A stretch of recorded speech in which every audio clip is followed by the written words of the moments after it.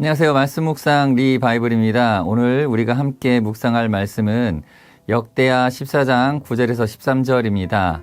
우리가 지금 묵상하고 있는 역대하 말씀은 다윗 왕조의 역사를 주로 다루고 있습니다. 특별히 유다 왕국을 중심으로 기록되어져 있지요. 남유다 왕들이 하나님 앞에서 어떻게 살았는지, 그리고 그들의 순종과 불순종이 나라에 어떤 결과를 가져왔는지를 보여주며 이스라엘 백성에게 포로 생활 후 예루살렘으로 돌아와 성전을 재건하며 하나님을 다시 섬겨야 할 이유와 목적을 상기시키기 위해 기록된 책입니다. 특별히 이 본문은 아사 왕의 통치 시기에 하나님께서 그와 함께 하셔 놀라운 승리를 주셨던 이야기를 담고 있습니다. 함께 역대하 14장 9절부터 13절까지 봉독하겠습니다. 구스 사람 세라가 그들을 치려하여 군사 100만 명과 병거 300대를 거느리고 마레사에 이르매 아사가 마주 나가서 마레사의 스바다 골짜기에 전열을 갖추고 아사가 그의 하나님 여호와께 부르짖어 이르되 여호와여 힘이 강한 자와 약한 자 사이에는 주밖에 도와줄 이가 없사오니 우리 하나님 여호와여 우리를 도우소서. 우리가 주를 의지하오며 주의 이름을 의탁하옵고 이 많은 무리를 치러 왔나이다. 여호와여 주는 우리 하나님이시오니 원하건대 사람이 주를 이기지 못하게 하옵소서 하였더니 여호와께서 구스 사람들을 아사와 유다 사람들 앞에서 치시니 구스 사람들이 도망하는지라.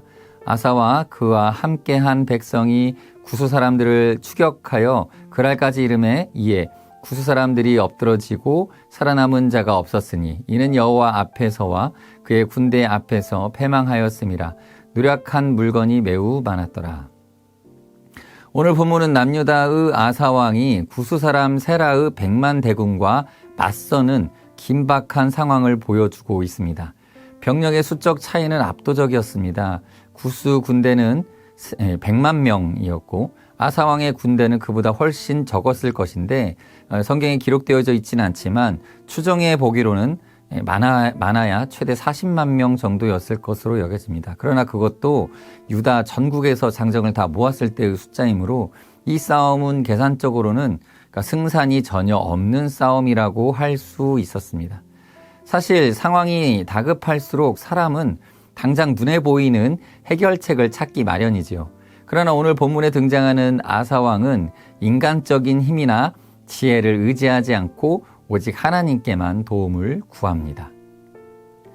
11절에 여호와여 힘이 강한 자와 약한 자 사이에는 주밖에는 도와줄 리가 없사오니라는 기도를 드립니다. 이는 자신의 무력함을 인정하고 하나님의 전능하심을 전적으로 신뢰하는 믿음의 고백이죠. 그리고 하나님은 그 기도에 응답하셨고 구스 군대는 완전히 패배하게 되어집니다. 아사왕의 이야기는 우리에게 중요한 진리를 가르쳐 줍니다. 우리 힘으로 감당할 수 없는 어려움 앞에서 우리가 어디를 향해야 하는지에 대하여 생각할 수 있게 해줍니다. 우리는 크고 작은 문제 앞에서 자기 힘만으로 스스로 해결하려고 애쓰거나 또는 다른 사람의 도움을 구하려고 애쓸 때가 많습니다. 그러나 오늘 말씀은 우리에게 가장 먼저 그리고 가장 전적으로 하나님만을 의지하는 것이 바른 길임을 우리에게 가르쳐 줍니다. 사무엘상 17장에 보면 다윗과 골리앗의 이야기를 또 볼 수 있습니다. 이스라엘 백성 전체가 거대한 블레셋 장수 골리앗 앞에서 다들 두려워하고 떨고 있을 때 어린 소년 다윗은 골리앗을 향해 나아갑니다. 그는 골리앗의 갑옷이나 무기를 의지하지 않았습니다. 다윗은 너는 칼과 창과 단창으로 내게 나아오거니와 나는 만군의 여호와의 이름 곧 네가 모욕하는 이스라엘 군대의 하나님의 이름으로 내게 나아가노라 라고 외쳤습니다. 그리하여 다윗은 골리앗을 상대하는 이 자신의 힘이 아니라 하나님께서 이 싸움을 자신을 위해 싸우실 것이라는 확신을 가지고 있었던 것입니다. 그리고 결과적으로 다윗은 물맷돌 하나로 골리앗을 쓰러뜨립니다. 다윗의 승리는 그의 뛰어난 물매 던지기의 그 테크닉 때문이 아니라 오직 하나님을 전적으로 의지했기 때문이라는 것을 우리에게 가르쳐주는 본문인 것입니다. 오늘 우리의 삶에도 수많은 골리앗 또 수많은 이 세라의 병사들이 진을 치고 있습니다. 해결되지 않는 관계의 문제, 미래에 대한 불안함, 또 감당하기 어려운 경제적 어려움, 그리고 우리의 의지를 꺾는 죄의 유혹까지도 우리는 이런 골리앗들 앞에서 종종 낙담하고 주저앉곤 합니다. 그러나 역대하의 이 아사왕과 또 사무엘상의 다윗을 통해 하나님 우리에게 말씀하고 계십니다. 너희가 가진 것은 너희의 무기가 아니다. 너희의 힘이 아니다. 오직 나를 의지하는 믿음이 너희의 가장 강력한 무기다라고 말입니다. 우리는 살아가면서 수많은 한계에 부딪힙니다. 때로는 우리 스스로가 너무 부족하고 약해서 아무것도 할 수 없다고 생각될 때가 있습니다. 하지만 그때가 바로 하나님을 의지해야 할 때입니다. 우리의 약함이 드러날 때 또 우리는 비로소 하나님의 강하심을 경험하게 될 것입니다. 아사왕이 백만 대군 앞에서 자신의 약함을 인정하고 하나님께 부르짖었을 때 하나님은 그를 도와주셨습니다. 우리도 마찬가지입니다. 우리 삶의 가장 어려운 순간에 우리의 무력함을 인정하고 하나님의 이름을 부를 때 그분은 우리에게 승리를 주실 것입니다. 우리가 믿는 것은 우리의 능력이 아니라 우리를 능하게 하시는 하나님의 능력입니다. 우리의 삶 속에서 가장 큰 장애물 앞에서 우리 스스로의 힘으로 해결하려고 애쓰는 대신에 솔직하게 우리의 약함을 하나님 앞에 고백하고 도움을 구하는 것이야말로 진정한 믿음의 삶임을 인정하며 승리하시는 우리 성도님들이 다 되시기를 축복합니다. 오늘 하루를 시작하면서 여러분의 삶 앞에 놓여있는 이 굿사람 100만 대군과 같은 문제들을 다시 한번 생각해 보시기 바랍니다. 그 문제들 앞에서 가장 먼저 해야 할 일은 바로 하나님의 이름을 부르는 것입니다.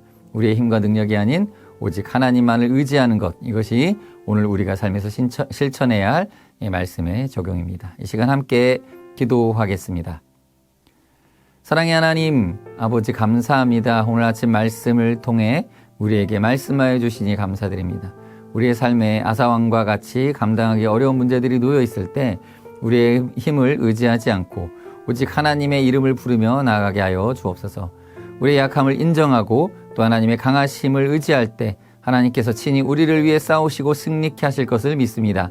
오늘 하루도 주님만을 의지하며 승리하는 삶을 살게 하여 주옵소서. 예수 그리스도의 이름으로 기도드립니다. 아멘. 이 시간 함께 우리 자신을 위해서 이러한 기도 제목을 구하며 기도를 시작하겠습니다. 먼저는 나의 힘으로 해결하려고 애쓰는 문제들이 있다면 그 문제들을 솔직하게 인정하고 하나님께 도움을 구하게 하소서. 또 두 번째는 매일의 삶 속에서 하나님의 능력을 신뢰하며 주님의 인도하심을 따라 살아갈 수 있는 용기를 주옵소서. 이러한 기도로 함께 기도하며 이 아침 기도로 하루를 시작하시겠습니다.